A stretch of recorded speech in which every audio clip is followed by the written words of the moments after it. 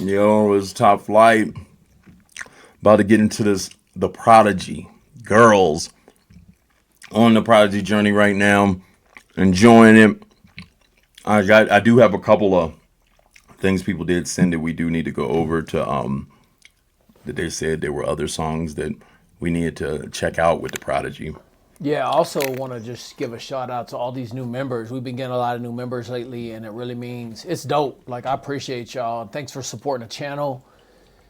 Tells us we doing something, we gonna keep it going. So the members that leave us feedback, we check y'all stuff first. But we're still figuring out systems to stay on top of all this. But yeah, we appreciate y'all. And one of the things I do like that's so dope about this is like when I see the Prodigy fans that are older, they talk about, like, for instance, like they're like, like, I was in high school when this popped off and everything like that. And they kind of set the environment, because the things they say, it kind of gives you more detail to what it was like back then and what everything was like for like a person that's like either finishing high school and going into college at the time of like this music dropping, you know what I'm saying? So then they have more ties to it. So that's super dope to see people that came up with them at that time. You know what I'm saying? Like, that's like that would have been like my brother's age, I think, like around there, like my brother, and yeah, something like that. I do have a question though. How did y'all discover Prodigy? Because we didn't have YouTube back then. So was it MTV? Was it crates? CD stores? Like, what was the discovery? Well, I feel like they're the most. I think they were the most popping. Yeah, I think they were just one of the most popping over there. Like, but it was America too, because I do remember, like, I thought that one song, the Firestarter, was like one of their main ones. I didn't know they had this whole long, big catalog of music. That's so dope. But I'm curious. I probably heard of that from MTV. That's where I heard of them. I'm curious where they heard it, because I don't remember it playing on the radio. But also, that was quite a while ago. And I don't think ours, where we live, got a lot of concerts, the same level of concerts back in the day. We've always had Red Rocks, but they didn't let a lot of artists into like the stadiums like they used to, like they do now. Like, everybody be in the stadium now, but like it was very rare. And then you had a couple other places, like you had smaller venues that were like Denver Coliseum was and stuff like that. Like they weren't like these big, huge arenas. It's crazy to think about that, because even when I look at like some of our favorite artists that were like super huge, they didn't really have no Coliseum shows or nothing like that other than Michael Jackson. You had like Michael Jackson, probably like U2 and like Aerosmith. They were probably doing, and everyone else had the other ones. And then they got to, like, if they were on festivals, they had the big ones in America. But then it was like a lot of like places like the Gothic and stuff like that. You know what I'm saying? But let's check this out. The Prodigy, Girls.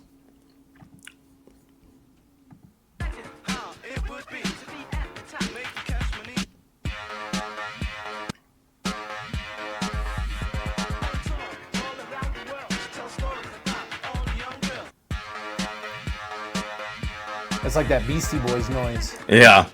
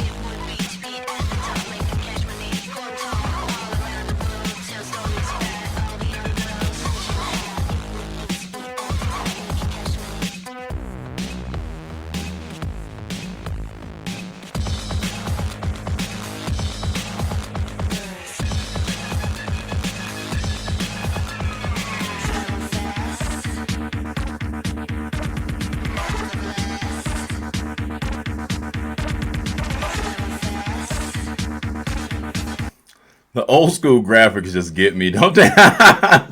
It's like back then that was probably so crazy. If you actually brought this style back, it would probably work. It'll pop because it'd be like a vintage.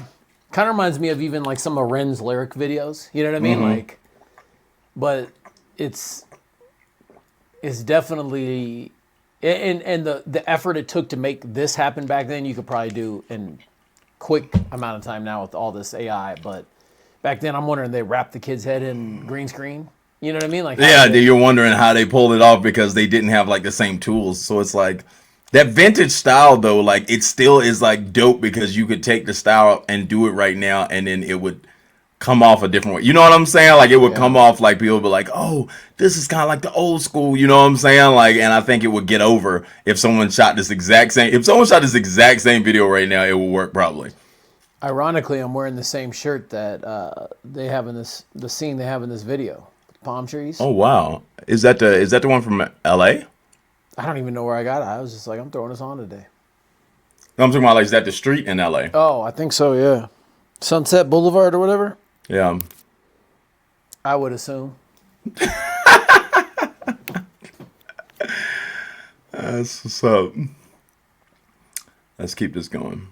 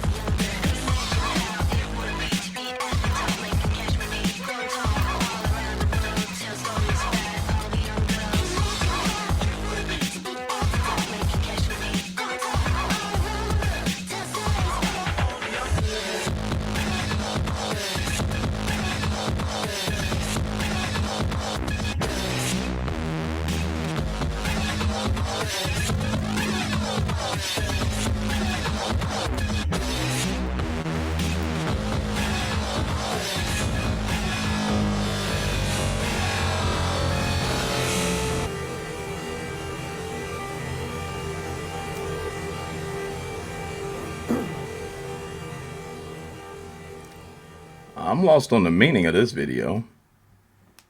I have to know now. Destruction in L.A.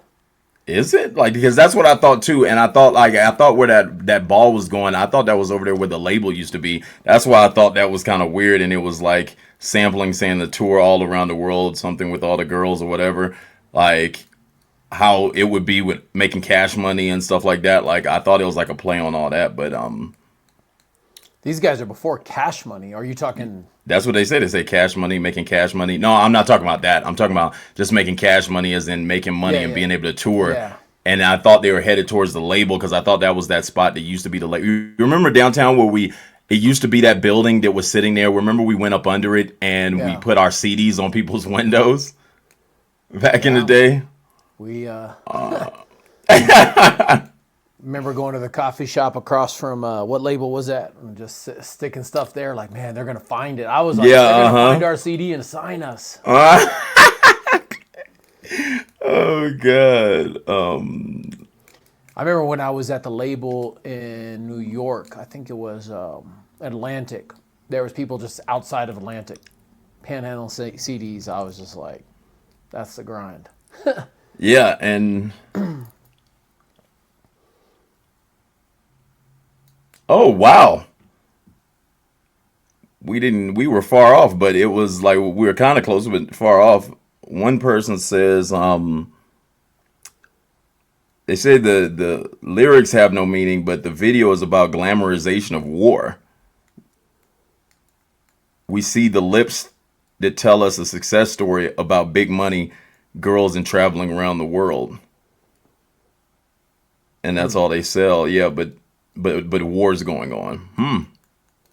You know, it's That's interesting. interesting because currently the situation with the world. My daughter was walking around the neighborhood last night, and she called me kind of nervous. She's like, I just saw 5 drones, and because of all the war, she actually got scared that like something was happening. And I was like, well, nah, I mean, it's like there is drones all the time. It's what's weird is, but she was real nervous, and it's crazy the effects war has. Because I remember when I was a little kid that we were in one war. We used to have to do the drills where you get under the tables just in case the bombs happen. Remember, they used to which is crazy that they don't teach that anymore. I was at the end of that. I was I think when I got to kindergarten, that was like the last time that was happening. But I remember my brother always talking about it because they did it every time when he was growing up. They learned it all the time, but I remember that was a thing for a long time that if this happens, then you get up under the table and all this stuff, and they teach people and train people to think that way, you know? So it's like, same what the media does, you know?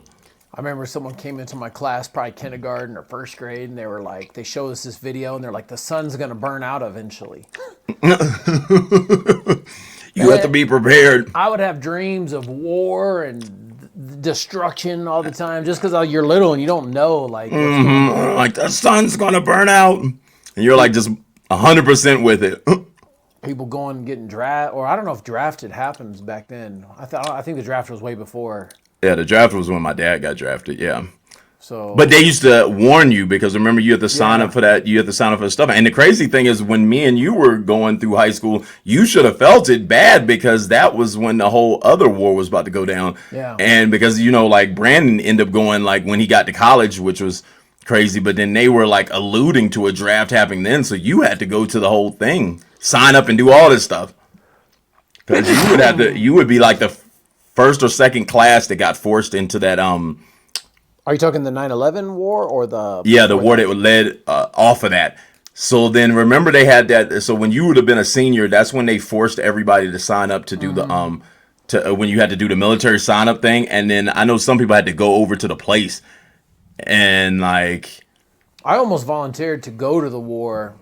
At that time, I was real close to it. Me and my cousin, who's a little older than me, just because we were like at that moment was kind of when you're young, you're like ready to go to war. You know what I mean? Mm-hmm. Now I look at it different. Like I'm thankful for all the people who served, but I'm also like I don't necessarily agree with the politics. Yeah. But like, subscribe, comment. We appreciate y'all. I don't want to get too much into that combo and y'all start hating me. All right.